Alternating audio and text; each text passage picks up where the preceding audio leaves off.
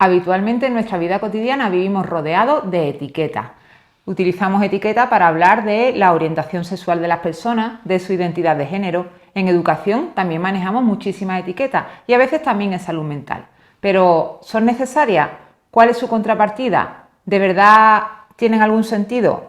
Yo pienso que en cierta forma sí son necesarias y te voy a explicar por qué en este vídeo. Es un vídeo cortito porque mi intención es despertar un poco la opinión de las personas que lo vean y que pensemos todos juntos a ver qué sentido tiene esto de estar etiquetándolo todo. ¡Vamos al lío!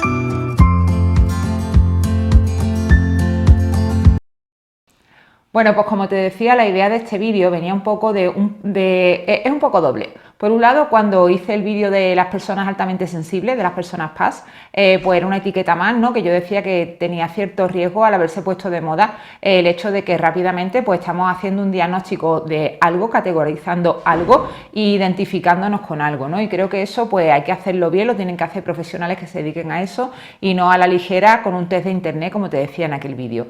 Aparte, una seguidora me hizo una reflexión cuando yo publiqué algo acerca de otro tipo de etiquetas, no recuerdo si era de orientación sexual, creo que sí, me decía que en los 90 la gente pues normalmente estábamos muy en contra de todo lo que fuera ir etiquetando, ¿no? Que cómo se le da un poco la vuelta a la tortilla cuando hemos llegado a una situación en que muchas veces pues hablamos de un espectro tan grande de conceptos y de etiquetas para definir a las personas, pues como que estamos en el otro polo, ¿no? Que ha sido un poco efecto péndulo. Y todo esto a mí me hizo pensar, pues eso, ¿qué tienen de necesarias las etiquetas? Si tienen sentido, si no lo tienen. Estuve hablándolo en stories también con algunas personas que me comentasteis vuestro punto de vista y como decía, pues este vídeo, la idea que tiene es recogerlo todo, ¿vale? ¿Cuándo entiendo yo que es necesario que digamos una etiqueta? Para empezar yo definiría lo que es una etiqueta, ¿no? Porque en realidad así a voz de pronto decimos etiqueta, pero en realidad yo creo que estamos hablando de categorizaciones o conceptualizaciones de ciertas cosas, ¿vale? Por ejemplo, si yo digo este niño tiene TDAH, lo que estoy es definiendo una neurodivergencia que el niño tiene para que todos entendamos cómo funciona el cerebro de ese niño o cómo probablemente funcione el cerebro de ese niño, ¿no? Y cómo poder ayudarle. Cuando yo digo, por ejemplo, otra etiqueta, pues esta persona es bisexual, pues eso lo que estoy es definiendo su orientación de género. Entonces, ¿en qué sentido tiene una etiqueta? ¿Cuándo es útil? Es una etiqueta. Una etiqueta es útil cuando nos da información sobre cómo podemos atender a una persona. Por ejemplo, como decía antes, si yo digo esta persona tiene Asperger o esta persona tiene ansiedad, me da una idea de cómo puedo acercarme a ella, de cómo puedo ayudarle en un momento dado. Entonces, en ese sentido, sí es útil que hagamos esa conceptualización o, si lo quieres decir como de lo que trata el vídeo, esa etiqueta.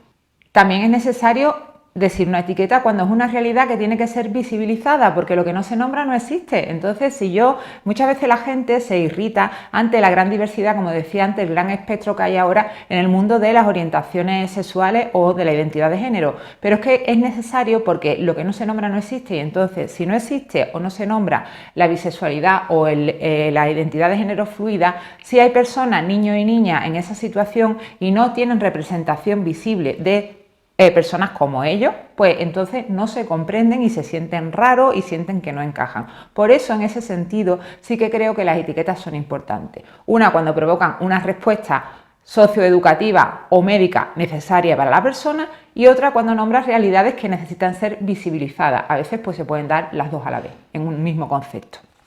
¿Cuándo creo que las etiquetas son innecesarias? Creo que las etiquetas son innecesarias cuando las tomamos como algo rígido, es decir, cuando decimos esta persona tiene ansiedad, estamos hablando de una persona en un momento concreto de su vida. No puede ser que esa etiqueta se le quede para siempre. Eso pasa a veces también en educación, cuando evaluamos y cuando nombramos en un momento dado una situación de un niño que implica una respuesta educativa concreta, como por ejemplo, este niño tiene dificultades de aprendizaje en la lectoescritura, esto no quiere decir que esta persona las vaya a tener siempre, puede que sí o puede que no. Entonces tenemos que tener en cuenta que las etiquetas tienen que ser flexibles, porque las personas también lo somos y en diferentes puntos de nuestra vida pues a lo mejor necesitamos esa conceptualización y en otros no. Evidentemente hay condiciones que son para siempre, ¿vale? Si una persona tiene Asperger va a tener siempre Asperger, pero hay otras que no lo son. Entonces creo que es bastante necesario dar este punto de vista de flexibilidad para que esas etiquetas se adapten a las personas y no las personas a las etiquetas. También me parece mal el uso de las etiquetas cuando se utiliza frívolamente, me parece una falta de respeto, y de ahí mi vídeo de ahora todo el mundo es paz, ¿vale? No niego esa realidad, pero sí que me da un poco de mal rollo cuando de repente pues eso, parece que un término se pone de moda. Yo me acuerdo pues que hace como 20 años se puso de moda utilizar depresión, y cuando alguien lloraba 2 veces seguidas es que este es un depresivo, ¿no? Y eso pues no es así, y como te digo, es una falta de respeto hacia las personas que tienen ese trastorno mental y que luchan cada día por superarlo. Y luego también me parece un contrasentido, o me parece bastante negativo, utilizar una etiqueta cuando yo pretendo que la etiqueta defina por completo a la persona en vez de simplemente nombrar un rasgo de esa persona. Cuando yo digo que alguien tiene un trastorno de estrés postraumático, solo estoy nombrando un rasgo de esa persona. Luego esa persona pues es alta, rubia, le gusta el vóley, escucha a Harry Styles, yo qué sé,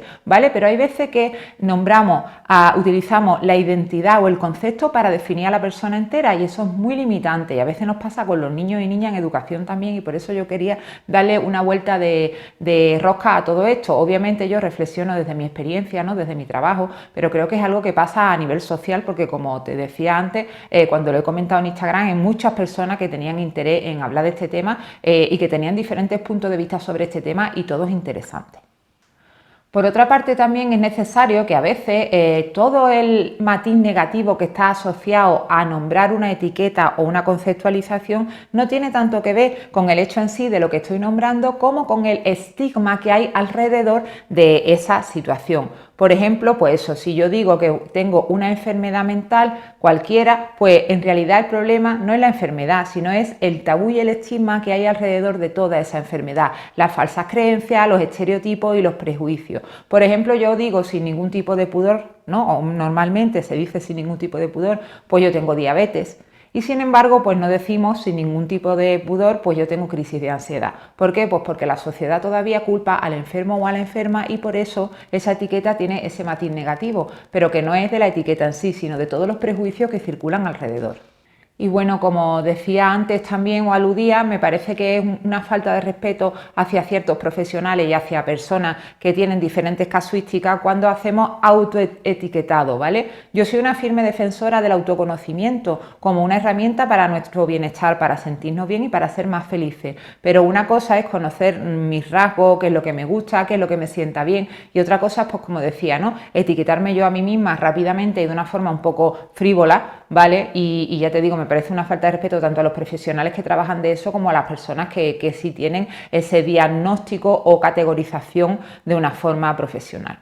En fin, solo pretendía en este vídeo dar algunas pinceladas de cómo yo veo todo este mundo, y como te digo, al final la conclusión es que no me parece ni bien ni mal, me parece que en ciertos contextos es muy necesario, pero siendo muy pulcro, muy pulcra con todos los estereotipos que puede conllevar este tipo de etiquetaje, por así decirlo. Me encantaría saber tu opinión, y me gustaría también que, si este vídeo te ha parecido interesante, lo compartas a algunas personas a las que pueda ser de utilidad. Gracias por ver mis vídeos y hasta la próxima. Chao.